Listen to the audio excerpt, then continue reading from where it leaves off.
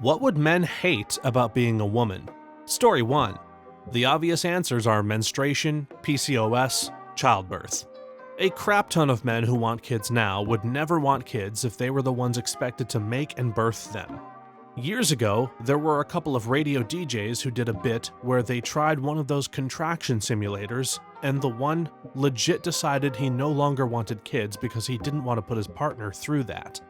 The pain is honestly one of the least concerning and impactful things about pregnancy and childbirth, ETA and postpartum. There's so much more to the entire experience and what it does to your body and mind. Just having a period is freaking hell. Even if you don't have huge cramps, it's this whole thing you have to manage every month and expect every month all the time from the age of 11 or 12. Or even sometimes earlier. You have to make sure you always have whatever you need, tampons, pads, or access to reusable supplies, and you cannot ever just exist. Maybe you don't have cramps, but you may have an excessive amount of bleeding. You may get sick. You may run a fever every frickin' month for 2 to 3 days. You may have an extraordinary amount of fatigue, and as a result, just frickin' hate life for a whole week before your period. They say girls mature earlier than boys. Of course we do. We have this whole frickin' situation to manage every 21 to 32 days, and know what's going to happen again next month. The idea that I would start bleeding at some random-assed point in the month just seems damn stupid. They say time of the month, but that crap is a damn lie. It's a bit more accurate to say somewhere around that time, but there's a chance of none at all or some kind of voodoo crap happening, and honestly, I'd rather just take the loss and keep my mandatory draft registration than that. It's not even just childbirth, it's pregnancy itself. Tell me another condition anyone would sign up for where you experience months of relentless nausea, vomiting, fatigue, mood swings, brain fog, weight gain, swelling, cramping, insomnia, heartburn, and digestive issues. All while maintaining complete sobriety and diet/medication restrictions. Oh, and not to mention the life-threatening complications that you can develop as a consequence of simply having an extra organ you grow to support the life inside of you. And then once it's over, you're expected to recover from a dinner-sized plate internal wound, potentially external stitches, and keep a small human alive while also being incredibly sleep-deprived. And your every move is scrutinized and open to judgment by everyone around you, and then you're expected to go back to work 6 to 12 weeks after that. Story 2. The way women talk about it, having a period. Periods are so atrocious. Even the easiest ones are just bizarre. You're just sitting there bleeding. It's amazing that we just accustom ourselves to it instead of being astonished every time. My boyfriend finally got why the bleeding alone, i.e. not accounting for mood swings, is so frustrating when I described it, as if he were to have constant leaking diarrhea for 3 to 7 days per month. Just enough that it would require him to wear a diaper or some inserted device to partake in society for 1 week per month without massively embarrassing himself. And then on top of that, he'll likely be handling this while experiencing massive mood swings. A partner who will never experience this chronic health issue is joking about his situation as he's locked himself in the bathroom to clean up because he always gets snappy during this time. You forgot to mention the PMS symptoms to him, the pain of cramps. Wherever progesterone decides to implant itself, sensitive boobs, heart palpitations, if you're me, nausea and actual vomiting for some, I had a friend like this, the trapped wind making it difficult to sit comfortably on your own ass and then also to take a crap. I'm sure there's more I haven't mentioned, but the list goes on. And the random migraines/anemia/mouth ulcers/joint pain/massive allergic overreactions to the stuff you can actually tolerate/vicious cravings/nightmares, toothache, unexpected rage issues, memory issues, general brain fog, spontaneous and apparently idiopathic nerve pain, ovarian cysts, clumsiness, other exacerbation of any or all known comorbidities, development of exciting new problems, insomnia, which may or may not be related to the cramping, diarrhea, migraine, whatever other delight that this absolute bar steward of a merry-go-round I can't opt out of decides to throw at me this time. Seriously, my menstrual cycle has spent 35 years trying to figure out how much I and the people around me can take. My GP loves it. When I got it at 11, I was in so much pain and dizzy I threw up. I was at a disadvantage because I couldn't go to gym class. I was too ashamed to tell them why, so I was unexcused. When you're a child, you don't want to have to tell anyone you're experiencing this. Then for years, my pain was dismissed as melodrama. I only got diagnosed with endometriosis at 30. The period cramps are on par with childbirth contractions because it is contractions. If I don't take medicine, I throw up, pass out, and have diarrhea. I bleed a lot and am so dizzy I had surgery to exercise and it came back. 1 in 3 women have some level of endometriosis. I wouldn't wish it on my enemy. Story 3. Everyone assumes you don't know what you're frickin' talking about, no matter how much you know. I'm in a male-dominated profession, STEM. I was at a party once, and someone I know was asking me questions about his house, which relate to my line of work. I was giving some answers and putting him at ease. His girlfriend, who I hadn't met before, came over partway through my answer. She got in my face and loudly said, "And how would you know about it?" I explained I'm a consultant and people spend hundreds of dollars for my advice, but I'd be happy to help them out as friends. She was nice after that, but I wonder if she would have reacted the same if I was a man. My mom told me my whole life that she was bad at math. I spent a lifetime assuming that this was true, but finally I just asked her, "Why do you think you're bad at math?" I've seen people who are bad at math.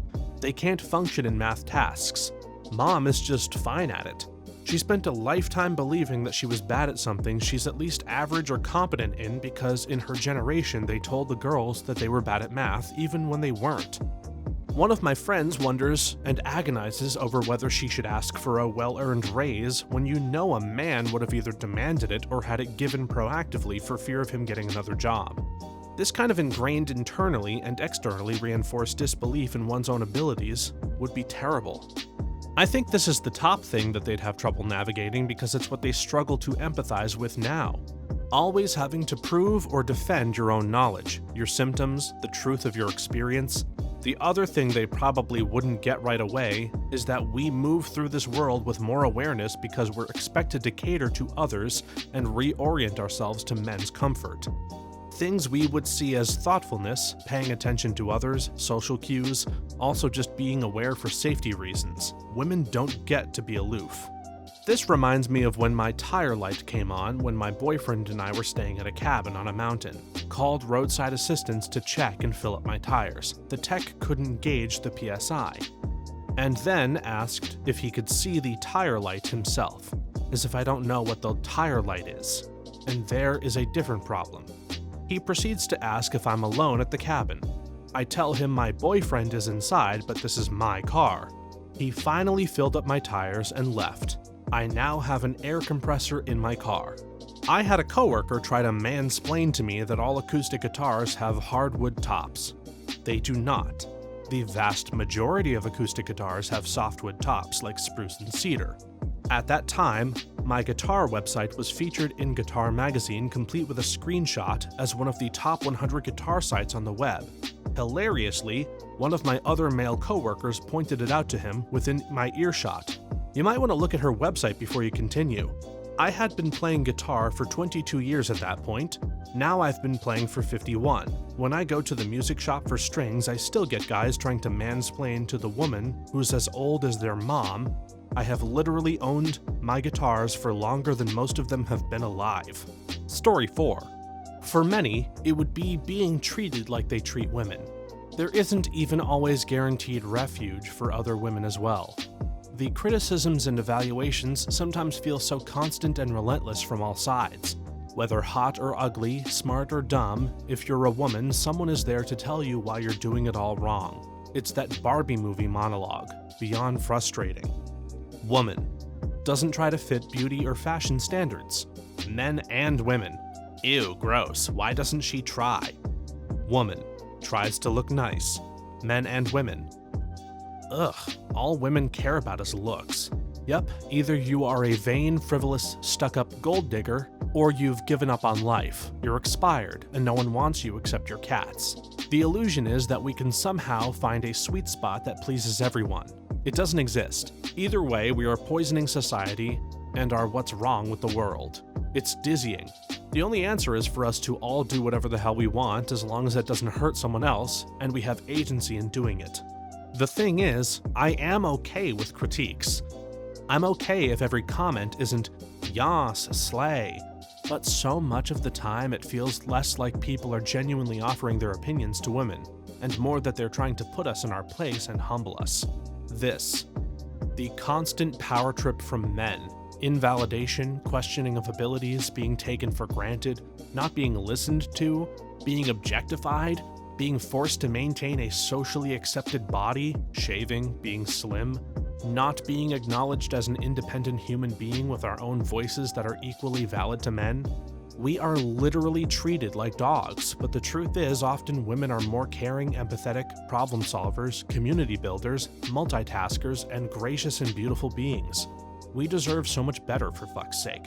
I'm a man, and I figure the answer would be disliking other men. I don't like a bunch of men for how they talk about women. They seem to think I'm into the bro code. Nah, mate, I'm into the human code. Even then, I'm probably flawed in the way I treat women, sometimes out of societal conditioning. I read a great analogy about someone hating all pit bulls because they'd been attacked by a few pit bulls in the past. That sounds pretty reasonable to most people. Now replace pit bull with man, and suddenly all the nice guys come out of the woodwork with #NotAllMen BS. Story 5. Going to the doctor, specifically in pain at the ER, or getting a procedure, such as a D&C or IUD placed without pain medication. I got an IUD without any medication. It was the most painful experience of my life. Never before has pain made me shout out in agony involuntarily. I was begging for it to stop, and when it was finished, I could hardly walk. I sat in the doctor's office throwing up, barely able to sit up for an hour. The agony continued for hours after. I threw up so much bile that eventually I was just throwing up and nothing was coming out. I'd take doing that again over the pill though. I couldn't deal with the side effects.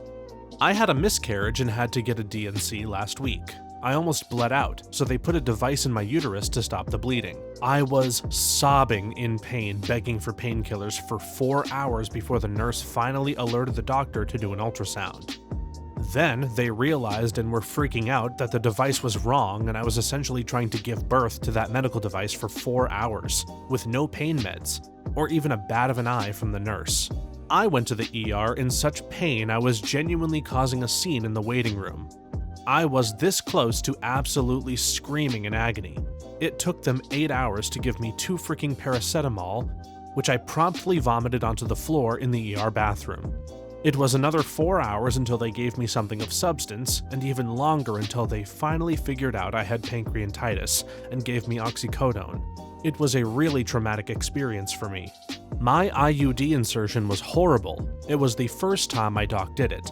She left my uterus clamped, while she left the room for 5 to 10 minutes, twice, to figure out how to do it. She literally took the big paper-folded instructions and had them opened between my legs while I waited for her to figure it out. Anyway, I found out later what clamped uterus meant, and it's a miracle I didn't get an infection, sitting there open for 15 to 25 total minutes. But not until this comment did I know that other people got pain medicine.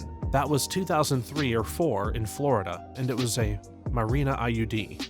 They were less common then, and I had to specifically request it. I had to have an ultrasound to remove my IUD because the string was gone. We can't tell exactly where the string is, so we'll just put the pliers somewhat close to the IUD we see, and try pulling until we actually grab it and it gets out. Sure, grab around my uterus and suddenly force something out without a warning. That's not gonna hurt at all. They didn't offer any pain medication or even advice on how to handle the pain. And they were women somehow. I have PTSD from all that happened with my IUD insertion. The doctor told me it was going to feel like a big cramp. It felt like someone was putting a damn knife inside of me. When she says, as she's doing it, "Oh, you're doing so well, your pain tolerance must be pretty high." I never express when I'm in pain, but I was audibly groaning and told her to finish it up because I might kick her in the face. Following that event, I first bled for 9 days in excruciating pain, then had a week of UTI, and then I bled again for 9 days after that. It was just absolutely terrible. The worst part is that it slipped in a few months and would snag on the outside of my body during my period days. Like, yes, I would be getting pricked with a sharp wire every month. I finally had it taken out, and the doctor's office made a fuss because I said I wanted my husband in the room with me. I just wanted some support in case they didn't take me seriously. Story 6.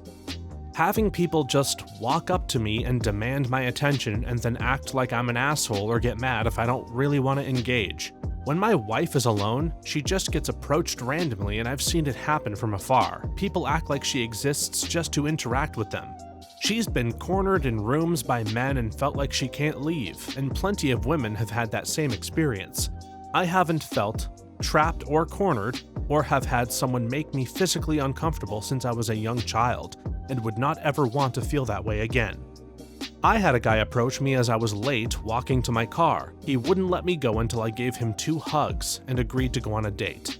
I'm married and showed him my ring, but that was of no concern to him. Then he opened my car door for me to get in. I thought I was about to be abducted. I was noticeably scared, and he was offended by that. Leaving a bar, and a guy, obviously drunk, tries to talk to me and a friend. I look at him with humor out of habit, whereas my friend doesn't even give him a second of her attention. He gets pissed and asks me why she's such a prick. Then proceeds to get in the back seat of our car and gets offended when we scream at him to get out. Total stranger. I was followed by a guy for about 10 minutes down the main street in the shopping district in Kuala Lumpur on my way back to my Airbnb around 8 p.m. When I got to the apartment complex, I hung around outside the 7-Eleven downstairs so that he wouldn't know which building I was staying in. I could see him peeking around the corner of the fence across the dead-end road while talking on the phone. He wasn't as sneaky as he thought he was. He gave up after about 20 minutes and headed back to where it started. I snapped. It was like an out-of-body experience. I thought, screw him, he doesn't get to do that to me, and decided to very stupidly follow him back so that he would know what it was like. He noticed me after a couple of minutes and sped up, so I did too. When we got to the night markets, he started running down the alleys behind the restaurants. They were full of people, so he couldn't have done anything to me there, and I chased him. We ended up around the back of what I assume was the shop he worked in. He just stopped at the end of the alley and turned around. He asked why I was following him, so I asked why he was following me. He said he thought I was pretty and wanted my phone number. I gave him a freaking piece of my mind, saying that's not how you treat women. He said okay, and then asked for my number again. I told him I lived in Australia and asked what he thought would come of it, to which he replied, I can come to visit you. He was a scrawny guy around 18, who a lot of women could probably easily hurt, which I made clear to him. After a few minutes, I told him that if I saw him again, I'd call the police and the embassy. He looked like he was going to pass out and ran to his shop. I went back to my apartment, thought, that just happened, watched an episode of Law & Order, and ate some cup noodles. Oh, and constantly having someone grope you in bars or clubs. So many straight guys will put both hands on a woman's waist to get by her, often letting them slip low to the ass, yet they would never touch another man that way to get by. The expectation is that I am also the house manager. My husband constantly says, but I make decisions at work all day, and the 100 of tiny things decided upon daily fall to me. But that statement, 1, implies I don't make any decisions at work, and 2, it implies his job is harder.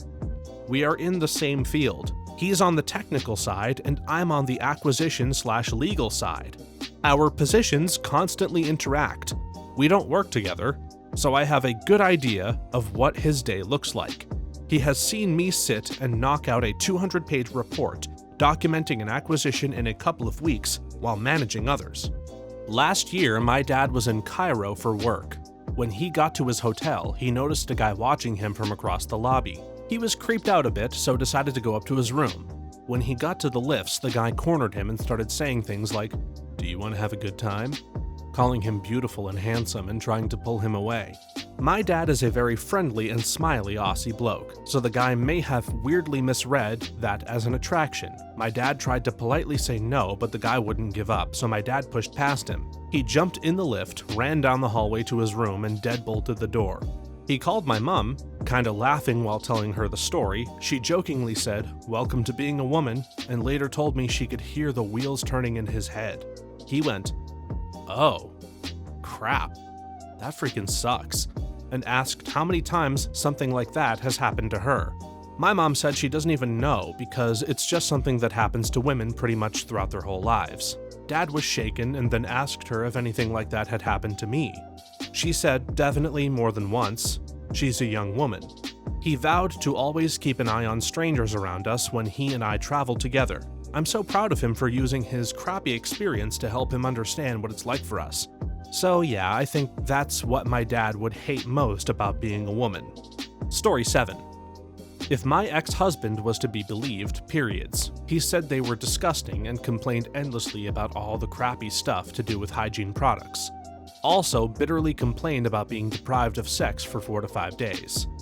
I'm a very, very clean person. I would hand wash anything bloodstained before putting it in the laundry. I used to wish he could go through it for perspective. He was married twice more than I know of. I always wondered how the next two coped.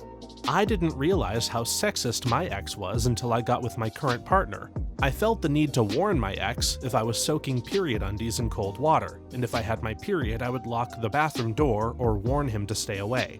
Current partner, I can be like, "Look at the carnage," when I have a horrible day, and I don't even think twice about soaking my stained undies or wearing them around him. I mean clean stained ones, not actively dirty ones. I realized how shamed our periods are. Sad too. Ugh, I'm so sorry. I had an ex like that, so I empathize. He thought periods were disgusting and would fume at me if a used tampon or pad was at the top of the bathroom trash can. He literally wanted me to cover a used tampon with toilet paper or other trash so that he wouldn't have to look at it when he opened the bathroom trash can. It had a lid, so a used tampon was only visible when you opened the trash can to throw something out. He'd yell at me to cover my disgusting blood. He also wouldn't buy me pads from the store if I asked him to. It's crazy I put up with it. I'm so thankful to have met the man that I'm with now. He's wonderful and has such empathy. I think it helps that he grew up with a sister, so he has no issue seeing a used tampon or with periods/girl stuff in general. He buys tampons or pads if I ask while he's at the store. He's not afraid to touch me or have fun when I'm on my period, and he has no issue with a used tampon in the trash can. He's a star. Story 8. All the maintenance that is required to create the effortlessly beautiful, sexy, cute look. I'm a dude growing his hair out for the first time, and the difference in maintenance for hair alone is bewildering. I didn't talk big for long. I now own a dozen hair products, keep an extra brush in my work locker, and I'm one step away from putting a silk stocking on my head when I go to sleep at night. I can only imagine what it's like to do makeup, shave my legs, and regularly update my wardrobe on top of that, and I haven't even gotten to workout routines or a strict diet. If I had to do all of that and still catch smack for it, I wouldn't be as patient as most of the women in this thread. I remember in high school there was a girl who would always put in effort to look good. She looked incredible every day. One day she decided not to, and the amount of people coming up to her and checking in on her was just sad. "Are you feeling okay? Are you sick?" type comments were wild. It's very hard to explain, but all that you said plus the overwhelming knowledge that this job is where your value as a human being lies. If you do not do all the work and spend all the money to look a certain way, or you have bad genes or your age, you briefly become an object of ridicule and then you cease to exist. Nothing else you ever do or accomplish or become in life will matter as much as the amount of success you have at being attractive to men. When Dustin Hoffman did Tootsie about an out-of-work actor being mistakenly cast as a female role, there's a famous story about how he was resistant to the makeup and eventually he worked through his machismo enough to sit down in the chair and ask the makeup artist to make him beautiful. The makeup artist had to look at him and say, "Oh honey, this is as beautiful as you get." Hoffman had never considered that normal or average-looking people in good health might still have an upper limit for what Hollywood makeup professionals could do. Or at least not a limit where he still looked like the girl dancing alone at the end of the Marine unit's last party before deploying to a combat zone. I think a lot of dudes who consider themselves attractive would be heartbroken to find themselves held to the same physical standards as women. Story 9. How men treat you when no other men are looking. Yes, I was harassed incessantly starting at age 12 because I developed early. Gross, disgusting men, pillars of the community, fathers, grandfathers, etc., would say vile, filthy comments to me if no one was in earshot. I've always thought that 12 to 15-year-old girls are the most vulnerable to predators. Just the other day, I was in line for something and there were two young girls standing behind me. They were very short, obviously young, and one of them was just barely old enough to have a developed body. Some creepy older dude came over and started complimenting her on how pretty she was, saying he liked her outfit while gesturing to his chest to indicate what exactly he liked so much about it. I stood between them and was about to tell the dude off when he mumbled something incoherent about his wife and walked away.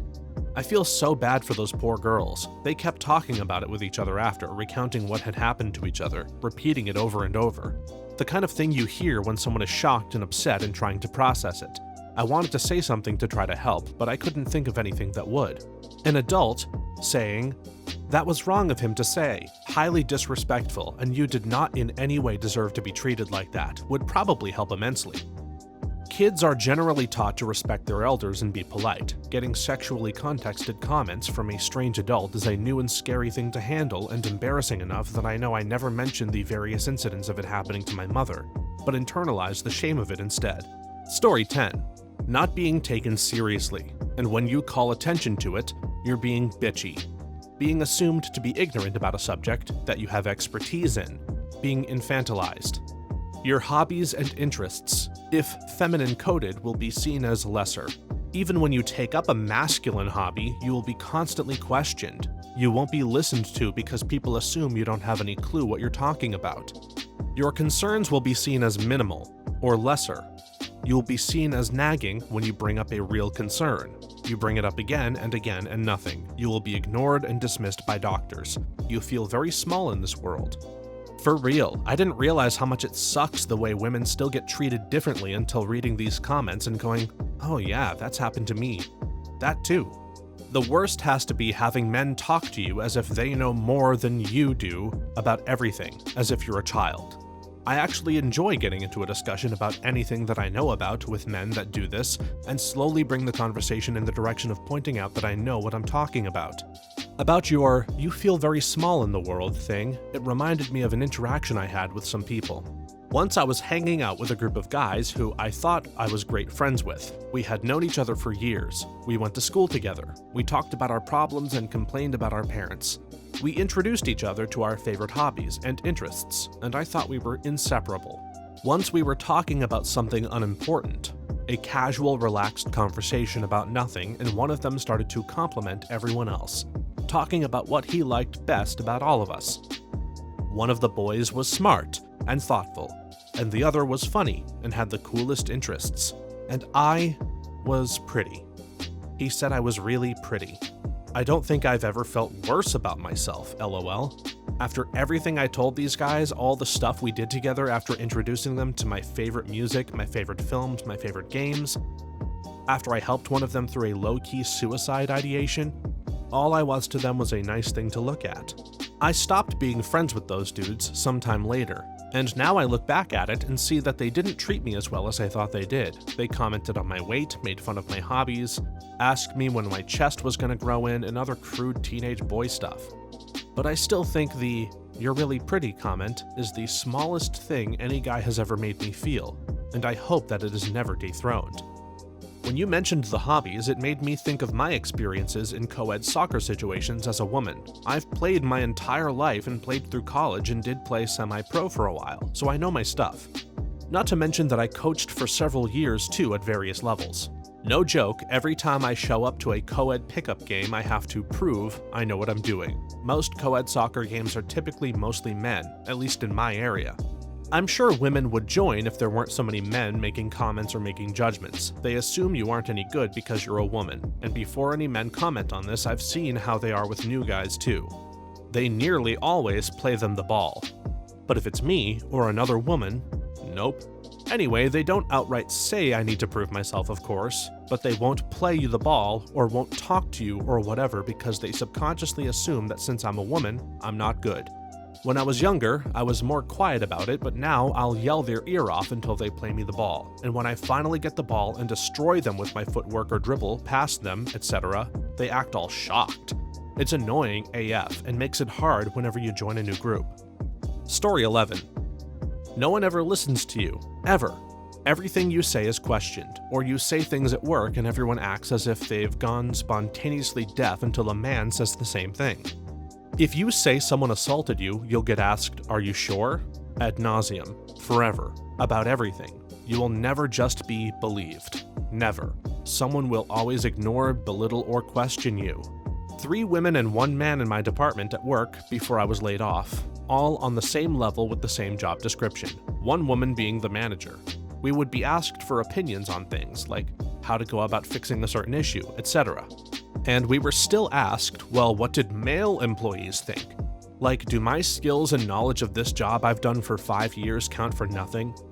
The male employee was older and out of the loop with the way new things were working. We had, if anything, more knowledge than him on how to efficiently do our jobs, yet we were always questioned like silly little girls who couldn't possibly know anything. For a time, my husband worked in the same department, and no crap, my male boss thought my husband was doing my work, when honestly it was the other way around. I was working on huge projects and helping my husband get things done while he was swamped. The audacity.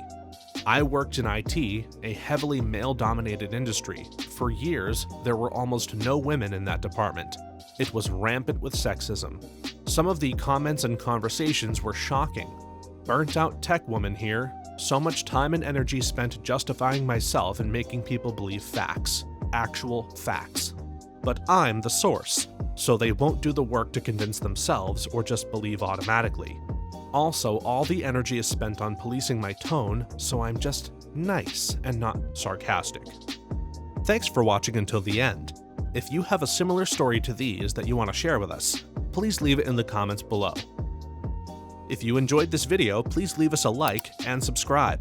For more videos like this one right now, please stop by our channel. Thanks again, and see you next time.